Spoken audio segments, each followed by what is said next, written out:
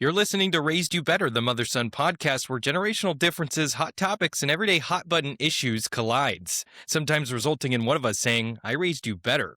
I'm Jesse, and joining me, my mom, Kathleen. We're close, we care, and we agree mostly, except when we don't.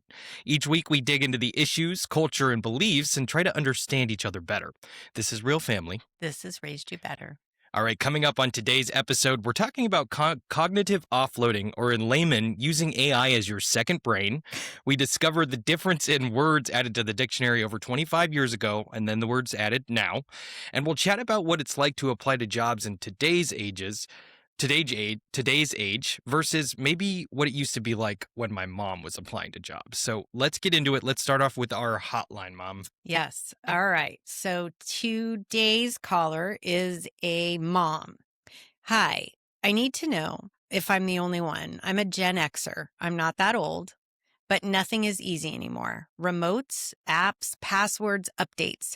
Why does everything change every 5 minutes? My kids are 25 and 29. Every time I ask for help, they laugh at me, and I'm trying. But the second I figure it out, it changes again. So my question is, when did it become okay to make people feel dumb for trying to learn something new?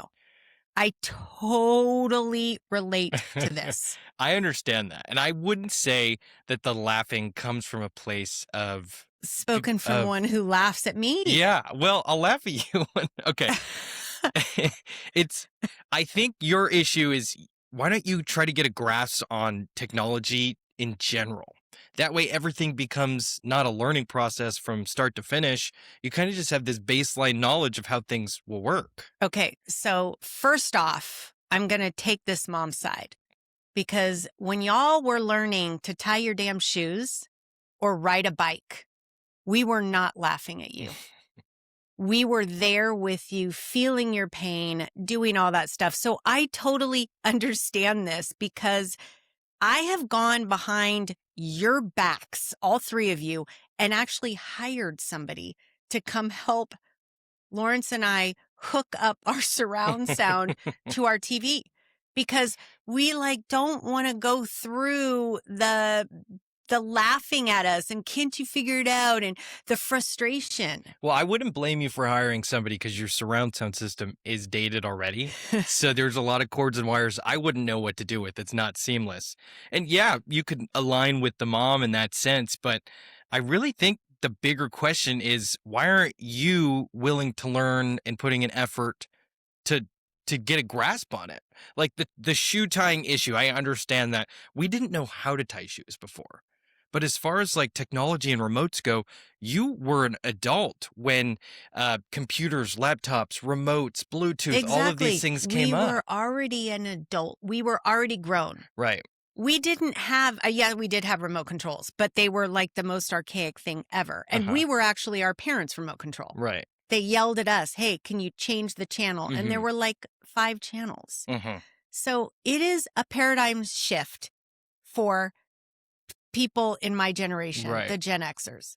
So you just got to understand, it's not that we're not trying. Okay. I mean, it also could be weaponized incompetence, right?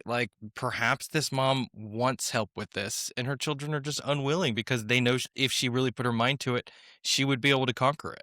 Okay, that is so horrible. I feel this mom here, and my only suggestion is you might have to hire somebody, because if the kids can't make time for you, and I know you don't want to be a martyr and do what I just did, but I had to make a point. We helped you tie your shoes. We helped you do homework. Mm-hmm. We helped you figure things out that you couldn't figure out. Right. All we are asking for is just a little bit of patience to do the same with us. And I have one word in response: YouTube it. And sometimes you can YouTube it. And you did this to me yesterday. I'm trying to figure out TikTok. Never been on TikTok. I'm a Facebooker. Mom, go to the profile like you would do at Facebook. It is not the same. All these user platforms are very at the core different. It is, though. Go to edit, go to profile, into You're settings. oversimplifying. Well, because it is simple. It's simple to you. Okay. But it's not simple to us. Right. That might be a skills issue, Mom. I don't think so. Look, this mom has the same issue. And I know many people many people with this same issue. All right. So I think this is a common problem. And my advice to this mom is you might need to get Geek Squad on your credit card And I because would agree then. Settled.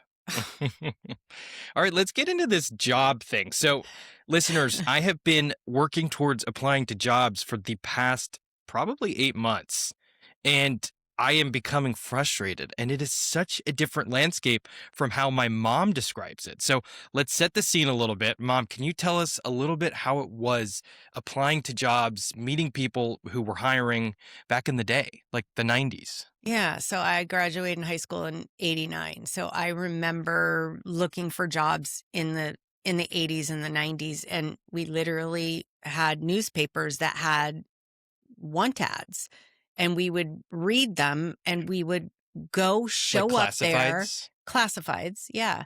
And we would have resumes in certain aspects, and we would type them up on our word processors, Hmm.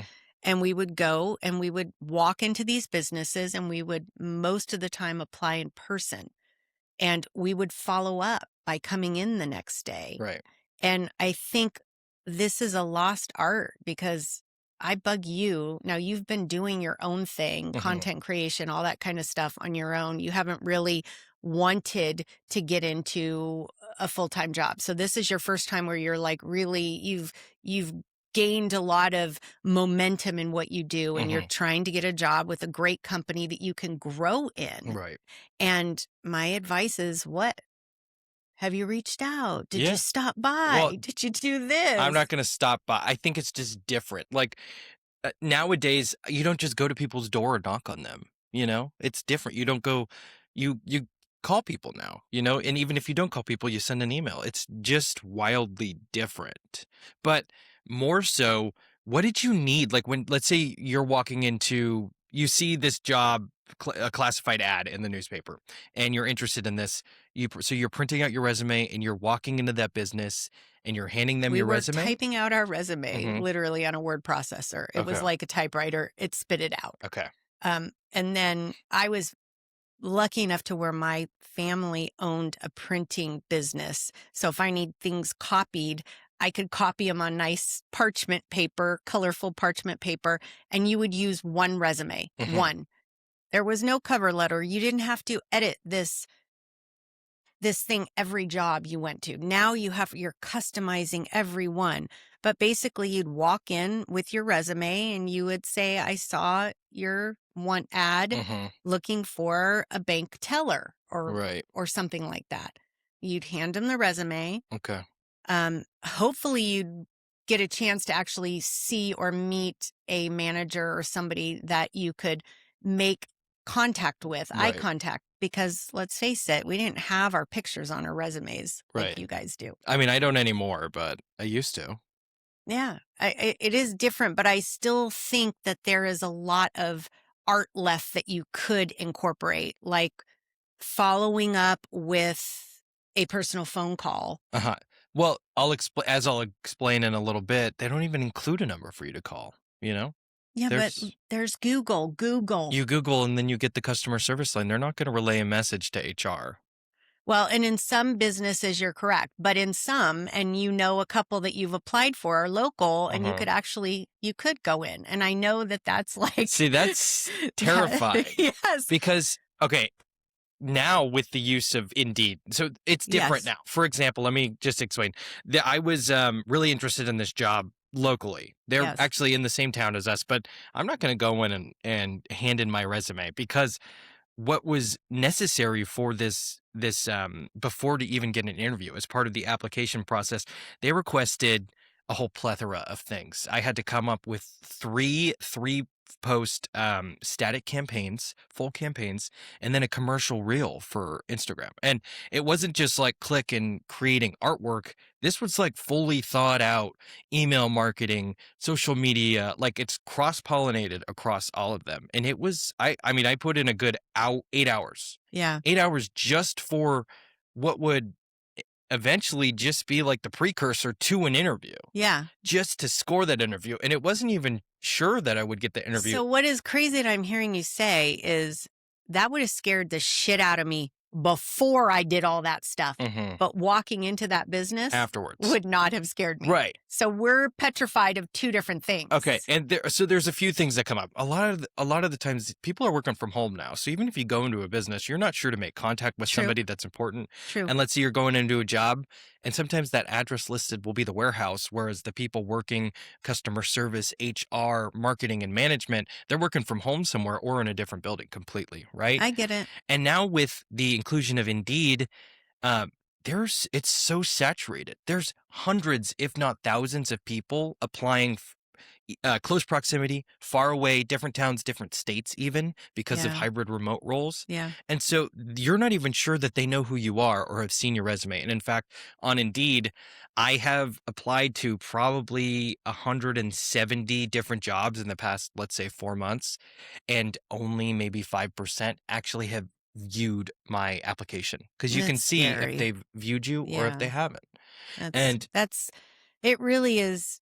I mean, I feel bad for this generation because of this remote work, it's taken a job that would have maybe gathered at most 100 applicants, and that's for like a government job, Mhm. right? To now thousands of applicants. thousands a day. Yeah. A day. And everybody knows putting your resume on Indeed, it's kind of like the dating situation. They've made this whole thing that you don't even know if it's real. The job Is that real? postings? Yeah, this looks like a great resume, but you really Oh, don't even, yeah, I they guess, don't know. if they do some due diligence and they do some research or a background check, then they can verify But those how out of details. 1,000, Who do they pick? yeah. Yeah, See, there's nothing setting you guys apart anymore. It's right. all paper. It's Mhm. all a screen. I feel like it's a lost art. And, me being in real estate, here's a call out to local businesses that are hiring. It would be great if you're a local business and you rely on local people. Why don't you Mhm. try to hire local as well? How do they Even go if it's a about remote. that? How do you not? I mean, I know you probably can't. You know how you do it? Instead of having it on Indeed, why don't you put out an ad and say apply in person?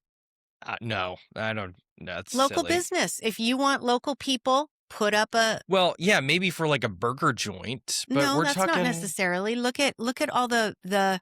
We'll use wineries. We'll use the other type of place that you applied for. There's Uh-huh. lots of product warehouses that are here locally. Right. They could put a little bit more effort into hiring local, even if it's a remote I position. think that's a systemic issue that probably, is harder to break down. I think it would be super easy. Put a help wanted sign in your door. That's what we used to do when I had the restaurant. And we had a restaurant. That's exactly help what I'm wanted. saying. Maybe a burger joint, Mom. Well, I guess this can naturally shift us into our next topic because it has to do with technology, AI, and specifically cognitive offloading. And that's this term that's really popular at the moment. And I think this is hilarious because my mom in some part does this, but essentially it's having AI or another technology system kind of, you rely on them for doing your thinking. No, I rely on them I'm not saying you specifically. That's what cognitive offloading is. Yes. And there's a positive side to it, and there's a negative side. So Yes. on the positive side, some of these tedious tasks like organization, brainstorming, body writing, like all of those things, yeah, you can greatly benefit from this. But let's talk about the flip side of it. Are we getting dumber? Are children not benefiting from learning right and wrong or good and bad? And like in result of that, are they developing less executive functions in school? How is this affecting test scores and how we study? So let's talk about that a little bit. You have some thoughts, Yes. kind of, because we're doing kind of this then and now theme for this episode. Right. And back then you said you had something called Cliff's Notes. Cliff Notes. And Cliff I Notes. know your generation had Cliff Notes, but it We had was a on website. the computer. We had a website. Yeah. We actually had little tiny books that they sold at bookstores. Okay. And it basically summarized a book that you had to read in English. Okay, so it's a book about a book. Yes, Okay. it's basically cheat notes, Right. right? What you So would you would highlight in a supposedly. regular, right? Okay. But what I learned with Cliff Notes over my time is strategically big shit was left out of the Cliff Notes. Right. So your teacher knew by asking specific questions Yeah. if you were using And the I'm Cliff sure Notes. everybody's answer would kind of be the same. Kind You of, know, maybe. I guess it depends on the question, because some questions you would want those answers to be the Right. same, but like it's a little more up to the creative or what you just know about. Right. Yeah. Okay. Exactly. So it made it very hard in our time to cheat. I mean, if people were going to cheat, they'd cheat off smart people, right? Which is still wrong, but people do it. But interesting that we're talking about this subject, because I'm helping local organization Blue Zones here do facilitate a parenting series. And we had a couple teachers that were in our parenting series. One is at the JC and one teaches in elementary school. And to hear the two of them talk about how basically they know when things are turned in, that most likely it's all AI. Right. So I was just listening to them talk about how the schools are really in this quandary now. And actually, teachers are going back to good old fashioned pen and paper. Right. And even though they still could be cheating off a screen, the whole idea of reading and copying and rewriting, just like flashcards, part of writing the flashcards helps you was learning. Right. So at least they're getting something out of it. And that, I mean, I can see this being a huge topic of conversation and maybe another huge shift in education. Absolutely. And how are they going to keep the students really dialed in and getting their feedback, not AI's feedback or anything like that, in these discussion points in school? Right. I guess it's tricky because on both sides, one, it's affecting the quality of the work and the standards. And two, you could essentially and digitally recreate a whole new way of learning, right? But I think the way the system is right now and where technology is at, those don't communicate properly, you Right. know? So they would really have to just break it down from scratch and build them up together in order to create a system that works, that teaches you to learn the correct way. Right. Well, the skills, building these skills are still going to have to be built. And they're going to have these teachers really are going to have to change the way they teach because of this. I mean, there's certain things like math that, you could write a number down, but in class, when you're doing a test, you have to show your work. So those kind of things, I think you can get around. But when you're using it to actually formulate a situation and solve a situation, they're not learning how to solve it themselves. They're letting AI solve it for them. They're delegating the cognition. They're letting AI do it. And so what I thought was funny is because you have been lately calling ChatGPT Chad. I love Chad. I do. And it's so funny to me because when we're, let's say, brainstorming episode ideas, you literally once said, "Oh, we came up with this together." We did. It's because I use it as a brainstorming tool. So I will put in all kinds of words, what I'm thinking, what I'm feeling, the vibe that I want, just everything I can. I probably type 10 times more than I probably have to,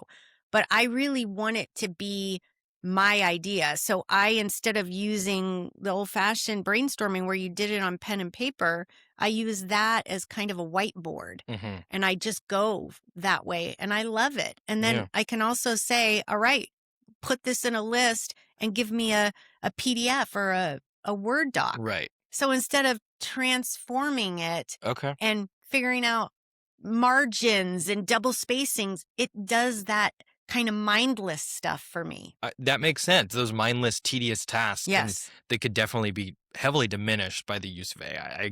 I get that.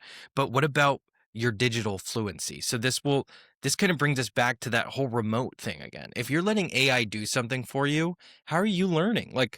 But I've already learned and I'm telling it what I want to do. All right. So I think it's very different, All right? These are commands that I'm giving it. And part of my being not tech savvy is why I still am on ChatGPT and I haven't moved to Claude, because I'm like, oh my God, I have to learn another system. I already know the system. So it does go hand in hand Right. with it, but I can see, again, I'm writing a book, and instead of using ChatGPT to write my book, I write my book and then I put it into ChatGPT and As an editor almost. I have it, do spell check and all that kind of stuff. So, that is in itself such a huge benefit. But I could see how if I just decided, like a ghostwriter. In the good old days, you'd have to hire a ghostwriter. Like AI could be a ghostwriter. Right. Now, it would be nothing that I'm writing a memoir, so I'm not going to let ChatGPT write my memoir because it doesn't have the memories. So I think it's a great tool. I think it's a great tool for our youth, but I also think it's dangerous in a way that we're going to really have to keep up with our teaching and make sure that we're really giving these students out of the box ways to show the teachers that they are learning this stuff. And I think it's on the flip side, because we famously have underpaid teachers in this country. I totally agree. So there's many very tired teachers who are probably faking it just as much, having I'm sure ChatGPT do the grading or come up with coursework, So I think just inevitably we're all becoming dumber, or at least less efficient learners, because there's something getting lost there. Well, and that's sad. And I think how we could clearly define this is by comparing some of these words that were added to the dictionary then and some of these that were added in the past 5 years. So let's talk about those, Mom. So this was actually my best friend's idea. She actually was talking about a funny segment. She's not so much into our music videos, but she really likes our podcasts. And she was saying, oh, you guys need to do this. And really, we kind of took what she suggested, which was talking about words that bug the hell out of you. Okay. And we kind of morphed it into words that were added to Merriam-Webster dictionary. So I thought that was so interesting. So I went back to the year I graduated, the year you graduated, and today to see what words were added. And I don't know which ones you have found.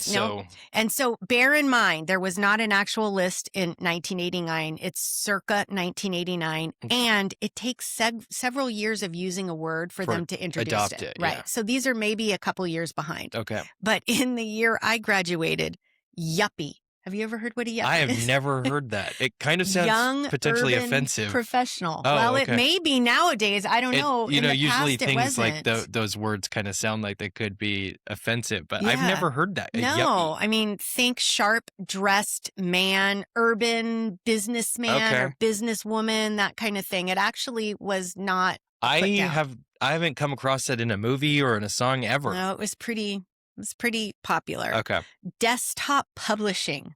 So this is like when I was talking about like a typewriter, but it was I forget what the hell word I use now. I forget. Yeah, word processor. Word processor. Yeah. So the desktop publishing, the word processor that looked like a typewriter was like the beginning of the desktop publishing. Interesting. And then CD-ROM. Okay, that's like has to do with discs, right? Yeah, that's storage for like your computer disk. All right. AIDS. All right, that's an obvious one for the time. Yeah, and emoticon. So those were pre-emojis. Do you know what those are? I do. It's the precursor to emoji. It would be like a semicolon and a parenthesis. Exactly, to make like a winky face. Yeah. So I thought those were funny, and you can see that things were starting to develop, right? And that's still on like analog. That's like on computer, right? An emoticon? Because that's the only way you could send that. Well, unless you use... There was no texting. No texting. Yeah. Okay. The good old texting. We'll get into that later. All right. So words that were added in 2017. Okay, when I graduated. Yes. Binge watch. Okay. We all know that. Yeah. Very well. First world problems. Okay. Yeah. That's a term. Yeah. Interesting. FOMO. Okay. Fear of missing out. Now, was that not around when you... Mm-mm. Interesting. Okay. No. In fact, I learned what that meant probably a few years back. I'm like, what does everybody say FOMO? Fake news. Okay, Fox. Okay. Fox. Oh, like what? Photobomb. Okay, that one had been around for years before 2017, Well, so I that's think, surprising. remember, it's already in popular Yeah, I'm talking usage. years from when I was like in elementary school that had been around. So that's an interesting later ad. Dumpster fire. Okay. I don't know what that is. You're a dumpster fire. You're a hot mess. Oh, Yeah. like hot girl summer kind of thing? No, opposite. Hot mess, like your dumpster fire. Oh, that's horrible. Okay. Ghost in a verb format. Okay, like ghosting. Okay. Yeah. And side hustle. All right. I think those are all super relevant to your generation. All of those words. Yeah. For sure. For sure. So let's see how we've progressed or maybe even regressed. Maybe. Let's see. All right. So recent. These are 2024, 2025. AI generated. I mean, there's obviously going to be a theme. Prompt engineering, which I was just talking about the prompts that I use, all the prompts. Deep fake. Okay. Do you know what a deep fake is? I know what a deep fake is. That's when they use, like, they make dirty videos of you using a deep fake. Yeah. Yeah. Well, not just dirty videos, but, them using your identity or likeness to make you do something that you actually didn't do. Oh, okay. Riz, which sounded disgusting. It's not. And it's actually short for charisma. Yeah. So you've got charisma, but it's Riz. Riz sounds like the Rizzler. Yeah, it sounds a little spewy. I don't know. Oh, I see what you mean. Girl math or boy math. Okay, girl math. Are you familiar with girl math? Well, I only am because you told me I was eating a girl lunch or dinner the other day. Unrelated. And I'm like, what? Unrelated. Well, but I'm thinking it's the same thing. Okay, so girl math. I'll explain it like this. So there was this viral TikTok a long time, 3 years ago, let's say, 2 years ago. And this girl came on to say, like, do you guys ever use girl math? And some people got it instantly, but it took some explaining for me to really grasp that. So essentially, she had spent quite a bit of money on some clothes and shoes in a bag. But she then returns the bag, and whatever money she got back from that bag is now free money. Oh, yeah. It's I like free that. money. Yeah, so she then went to go buy free. sunglasses, a pair of sandals, and a bracelet.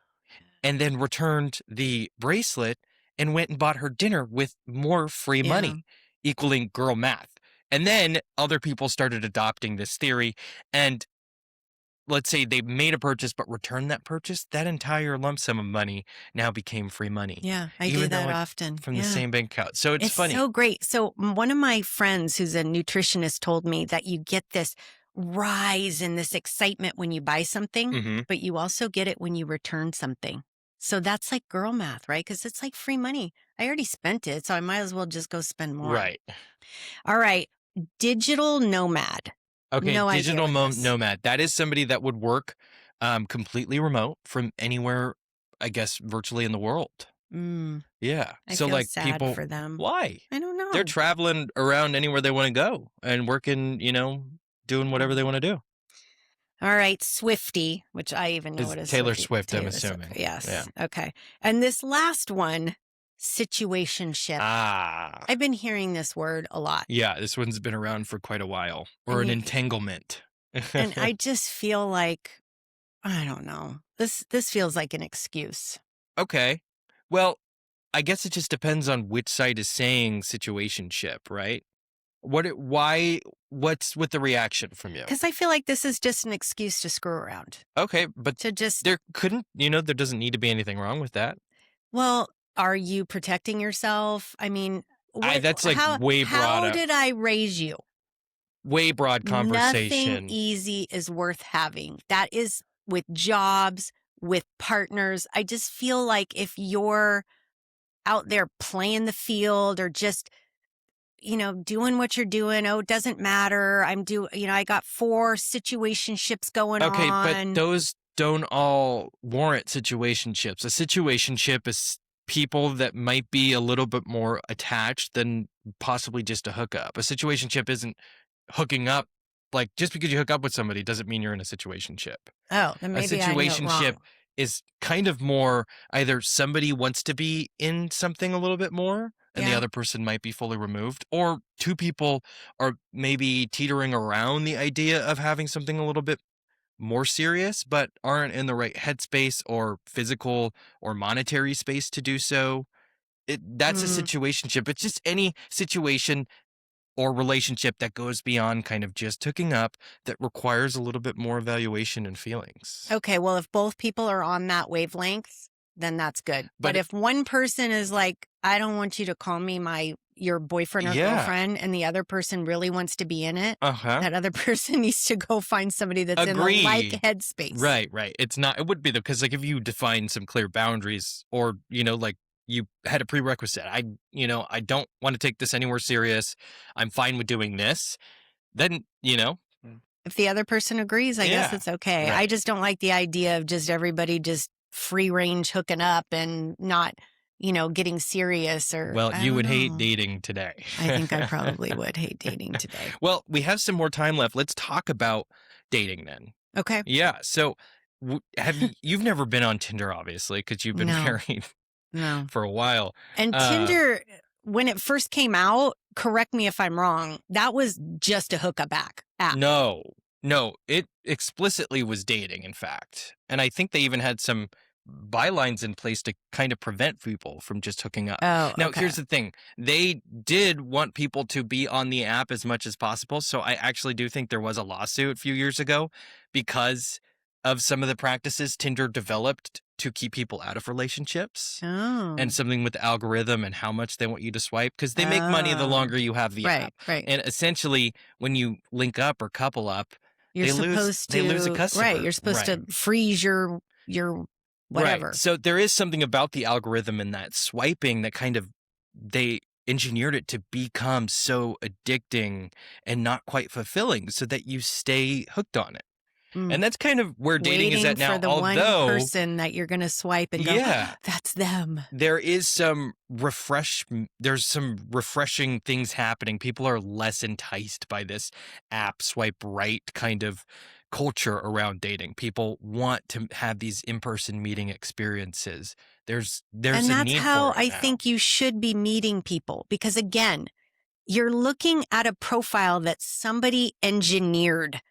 I mean, how do you even know if it's true? Like a catfish. I mean, I could have a picture up there that maybe I was 20 years ago. Right. I mean, and a lot of people do. So I just feel that, and I have had quite a few of my friends have gotten married based on these dating apps. So, I mean, I can see that there's something, but I do think again, in my day, dating was somebody having to get up the courage to talk to you, to find some kind of like thought. Yeah. And actually ask you out. I think it does still happen, but you're right, bigger picture, it more takes place in a digital space, And before then, there were no texting, right? That you had to actually communicate. I would agree with that. I think the days, months, weeks of texting before the first date is so redundant and unnecessary.